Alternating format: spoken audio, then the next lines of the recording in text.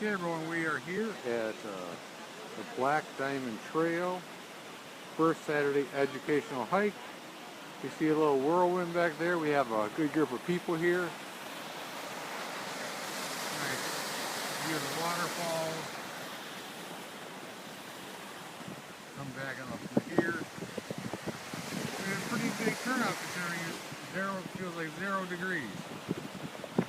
So I'm gonna have Wendy kind of turn this around a little bit to show the people I'm not wearing shorts today. So this is Facebook Live. Oh, I see. So when you turn that around. Hey there, Facebook world. Gary?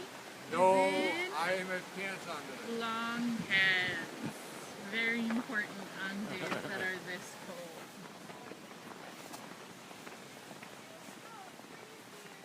To talk about spring and all the birds that are going to come back. Obviously, it's not quite spring.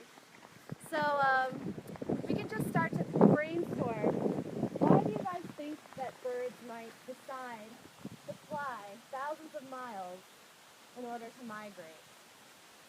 Food? Yeah, resources. So resources for birds in winter, there's really not much around. You have to be a generalist to bother staying here, so like chickadees, cardinals, they'll really eat whatever they can get. And so when birds go down to the tropics, they're competing with a lot of other birds. Because there's a really high diversity, there's a lot of resources and fruits and vegetables and things for them to eat. But then they don't want to actually mate and have their young there. And that's again because of that competition for resources. So they decide they're going to hike back up really far sometimes, 2,000 miles, sometimes upwards of that. Birds can go from Alaska all the way down to South America sometimes. So these birds are deciding that they want to try to hack it by flying back up just because of the resources. If you think about it, we actually have longer days in the summer up here than we would at the equator. The equator, it's about even for the most part. The birds are going to decide to take that trek so that they can have a lot longer time to have their young, and they'll have a lot more resources because there's not as much competition. So the two main things for migration that birds have to be able to do is navigate and orient. Anybody have an idea of the difference between those two things? So navigation, they have to know where they're going and how to get there.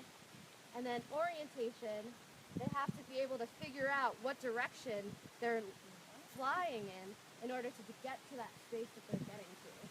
So a couple of the ways that birds will orient themselves is with the sun and with the stars and actually with the magnetic field of our Earth.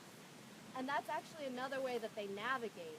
We figured out that the hills and valleys create these weird, like, magnetic fields that birds can sense, and they'll use those strange magnetic fields in order to remember where they're trying to go back to, as well as things that they can physically see.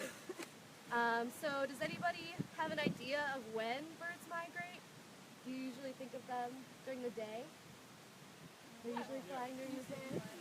Yeah, so actually some birds will fly during the day, and some will actually during the night.